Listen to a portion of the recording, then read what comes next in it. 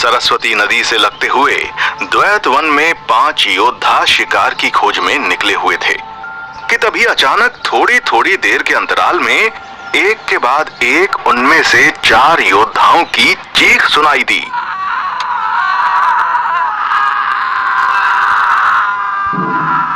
उनकी चीख सुनकर वृक्षों पर बैठे पंछी डर के मारे वहां से उड़कर आसमान में चक्कर लगाने लगे और फिर अचानक से पूरे वन में सन्नाटा छा जाता है और सुनाई देती है तो सिर्फ वन के बीचों बीच बने सरोवर के पास पड़े 4 मृत मनुष्यों की चीख। वहां दूर दूर तक उनके अलावा न कोई आदमी था और न कोई जानवर, लेकिन फिर भी वहां पर कोई था जो ये दृश्य देखकर हैरान था। वो था उस सरोवर के किनारे खड़े बरगद के पेड़ पर रहने वाला एक भूत और एक ब्रह्म राक्षस जो सुबह के निकले अभी अभी घूम फिर कर लौटे थे।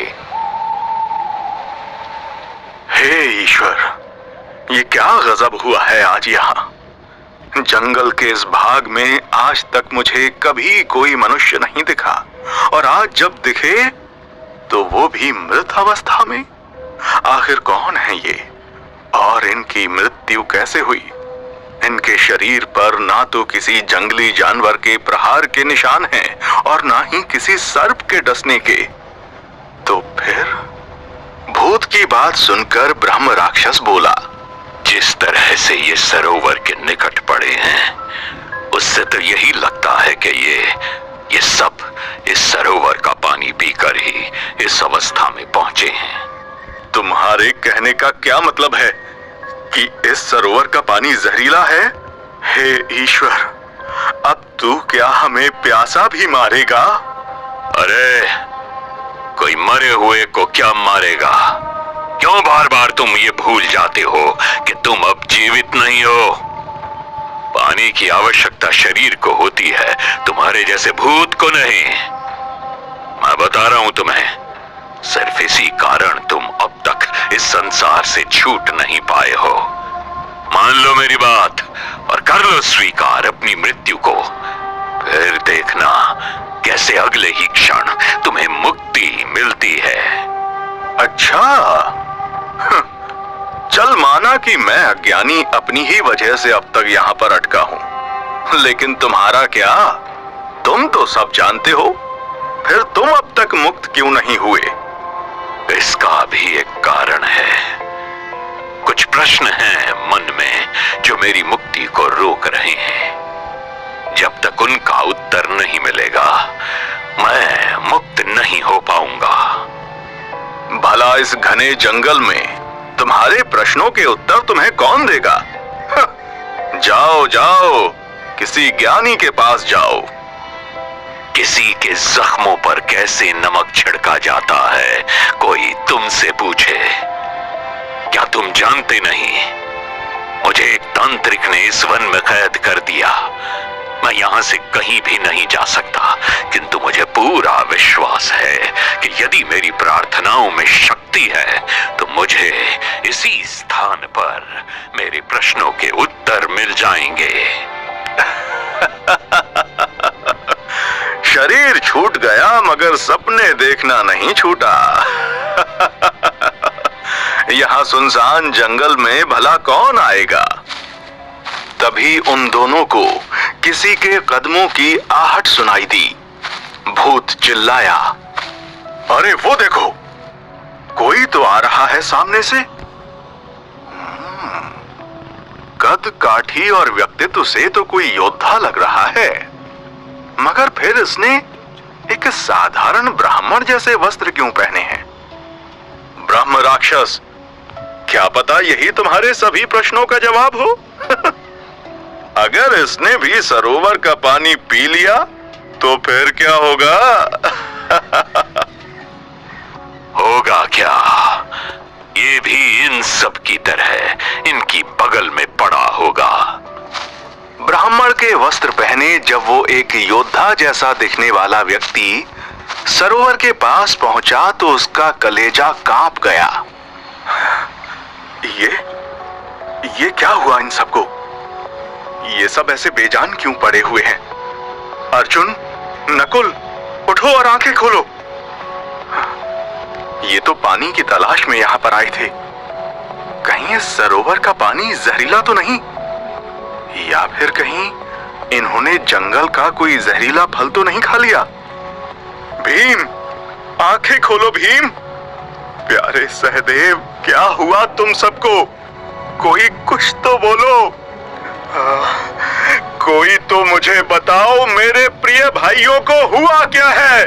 ओह, तो ये 4 मृत पड़े मनुष्य पांडव हैं, कुरु वंश की संतान, स्वर्गीय महाराज पांडु के पुत्र।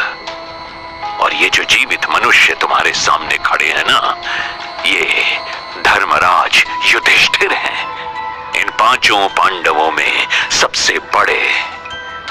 वो तो ठीक है, लेकिन तुम इन्हें कैसे जानते हो? वो इसलिए क्योंकि अपनी मृत्यु से पहले मैं हस्तिनापुर के राज मंदिर का पुजारी हुआ करता था। कभी न सोचा था जिन्हें अपनी आंखों के सामने बड़ा होता हुआ देखा था, उन्हें ऐसे मृत रूप में भी देखना पड़ेगा।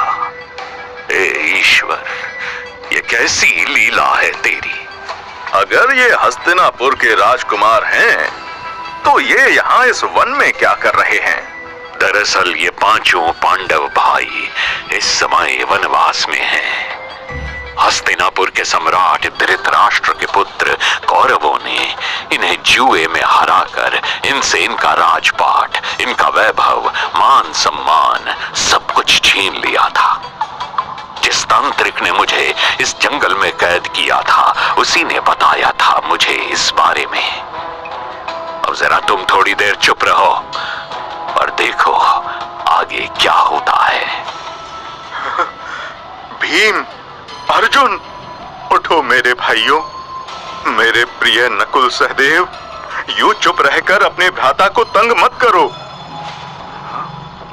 मैं इन पर पानी डालकर देखता हूं, क्या पता उससे इनकी मूर्छा टूट जाए।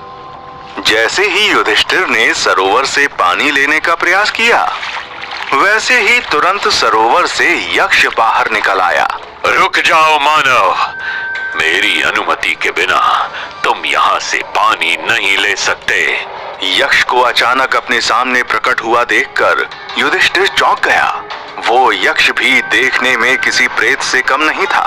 अंगारे सी लाल आंखें, सूखा मलिन चेहरा, बड़े बड़े नुकीले दांत और सांप सी लपलपाती जीभ, जैसे किसी का रक्त पीने को प्यासी हो। कौन है आप? और आप क्यों मुझे सरोवर से पानी लेने के लिए मना कर रहे हैं? मैं इस सरोवर का स्वामी हूँ और इन 4 मृत पड़े मनुष्यों की मौत का कारण भी। अगर तुम इस सरोवर से पानी लेना चाहते हो तो तुम्हें मेरे कुछ प्रश्नों के उत्तर देने होंगे।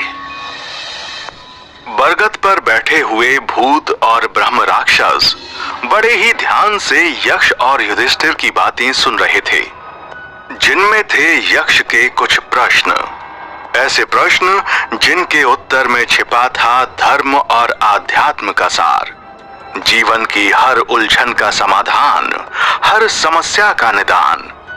क्या उन्हें सुनकर यक्ष संतुष्ट हुआ?